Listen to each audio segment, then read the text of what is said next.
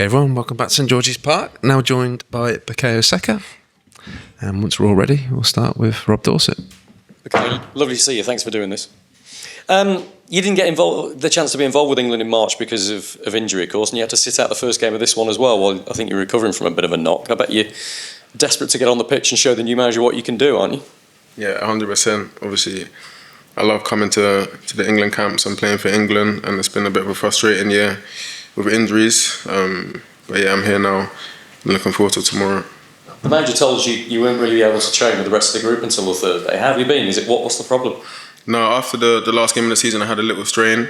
So yeah, fair play to England. They managed me quite well during the week, and I was only able to do 1 or 2 sessions before the game. So the manager made a decision that he would leave me out and have me involved tomorrow.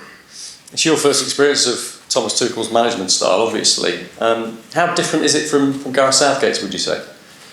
I don't really like to compare, if I'm honest. One person's qualities is always going to be overshadowed. So if I just speak about Thomas himself, since I come into the camp, I guess he's been quite demanding, I'd say, quite intense on the pitch. And off the pitch, he's been more relaxed, nice guy. Let us enjoy ourselves and create a nice environment for all the players to enjoy. The manager told us that you watched the Nations League final together last night. What did you make of the game? It was impressive, wasn't it, from both sides? Yeah, really high quality game. Some top players and big performances. So it was a good game. We all enjoyed it. And yeah, we're looking forward to our turn to compete at that level and show what we can do as well. Look, you've been such a key part of this England journey to 2 finals and where we are right now. Did you feel that maybe that final in the Nations League last night and the Spain-France game on Friday as well shows the standard, sets the standard, and I know you guys, you won't just want to match that standard, you want to do better than that. Yeah, 100%. You can see that the levels are increasing, and those 2 games were, a good show of that, and we even said it ourselves, these guys are playing at a top level, and yeah, there's no doubt we believe we can play at that level as well, and when we get our chance, I'm sure we'll show that. The 3 Arsenal members of the squad all started on the bench against Andorra. Well, you weren't even on the bench, but it feels like all 3 of you now, and I include Myles, lewis-skelly alongside you and Declan Rice now, it feels that you're kind of vital to England's hopes for next summer's World Cup. You're really important members of this squad and probably members of the starting 11. Is that how you see it? And do the 3 of you kind of happy to take on that responsibility in that manner? Yeah, definitely. We're all happy to take on that responsibility and give our best for club and country, and yeah, we're just looking forward to what's in front of us.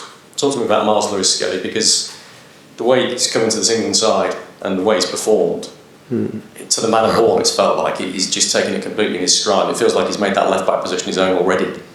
Is that fair? I don't know. I think it's early, but you know me, I can only say positive things about Myles. I know him, I've seen his journey as he's come through, and yeah, he's a top talent with a good mentality as well, lots of confidence, and that's why I believe he can come here and play the way he does. And yeah, big credit to him. I just hope he keeps progressing, keeps improving, and yeah, it's exciting to see what the future holds for him. Good man. You're not going to the Club World Cup. A big chunk of this squad is. So I'm guessing it's holiday time for you straight after this, is it? 100%. With that in mind, though, I know how you are for playing for this England side. You'd happily postpone all of your holidays to play for England, wouldn't you? Yeah, give us an idea of just what it means to you to play for your country.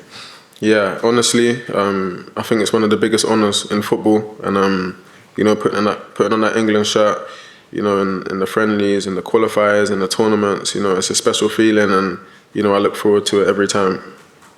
You played with Harry Kane for a long time now. Yeah. One of the best number 9s, well, the best number 9 England have ever had if you look at his goal scoring record. It seems that you've got a great understanding with him. Is that something you maybe like to kind of improve at your club? There's so many injuries have happened for strikers at your club in this last season, but is that maybe one thing you can try and look at to try and help Arsenal take that next step, which is not a huge step? Yeah, obviously we all know there's a lot of speculation around us and who we're signing this summer, but I think once that's all done at the end of the summer, the relationships that I need to work on, I'll work on at the training ground, at the Emirates, and wherever we're playing. But I do think I have a good relationship with a lot of the players that I play with, including here and also at my club. So yeah, I think I'm in a good place with that. Good man. Last one from me. I wanted to ask you about the under-21s, because obviously they're in Slovakia right now, looking to defend their European Championship title if they possibly can, and Ethan Nwaneri is in that squad. I see the smile on your face when we mention it. Just how good is he? And with all of the kind of young Arsenal stars that you've got at the moment, I just think, I wonder whether having another season under your belt, you're still only 23 yourself, do you expect Arsenal to be even stronger next season with those youngsters and the extra time they get and the extra exposure to international football? Yeah, we will be stronger, I have no doubts. And yeah, Ethan is a top talent, and I'm definitely looking forward to seeing him shine this summer. And yeah, I'm just wishing him the best. He knows I'm here if he needs me. Yeah. Good afternoon, Bukayo. Obviously, the criticism after the Andorra performance. So, how important is it for England to put on a good performance tomorrow evening? Yeah, I think on the Andorra performance, we know we could have maybe scored a few more goals, but I think sometimes in those games, if you don't score 5, you're a bit frowned upon.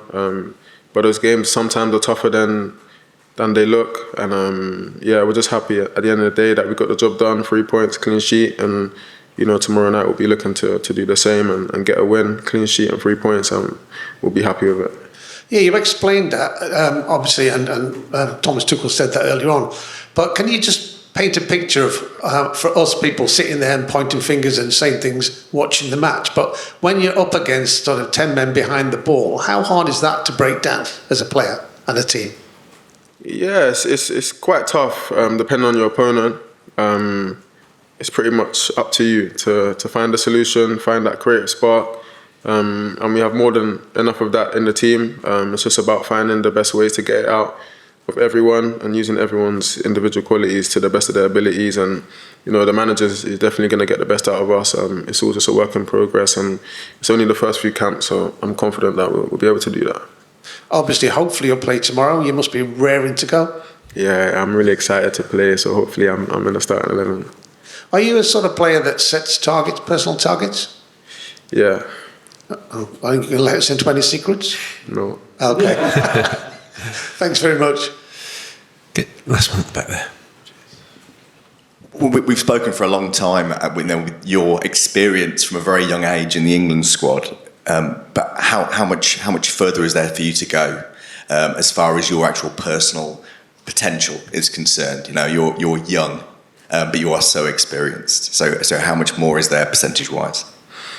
I think there's a lot more potential-wise from my side. I think each year I've developed and improved, and I think I still got a bit of a way to go as well. So yeah, I'm in the right way, and I feel like I just need to keep working hard. And with all the games I'm playing, all the experiences, the tournaments and stuff like that, it's only gonna make me better when I'm learning from it.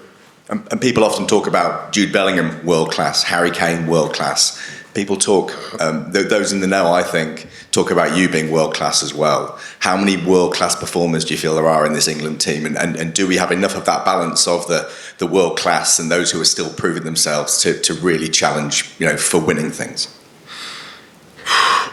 I couldn't put a number on it off the top of my head, but I think we have more than enough world-class players, talents, experienced players. I think we have the right balance in this team. Like I said earlier, it's just about getting the best out of all of us, finding a way to gel in the right way, and taking that into the World Cup next year. And just a final one, somebody who's so grounded as you are, we've spoken many times about how you are grounded. Is that a weird feeling when people talk about you being a world-class player? No, it's not, because it's not me talking about it. Yeah. So it's a good thing. Yeah, it's a compliment, so it's a good thing, yeah. Okay, guys, we'll end it there. Thanks for your time this morning, afternoon. Thank you.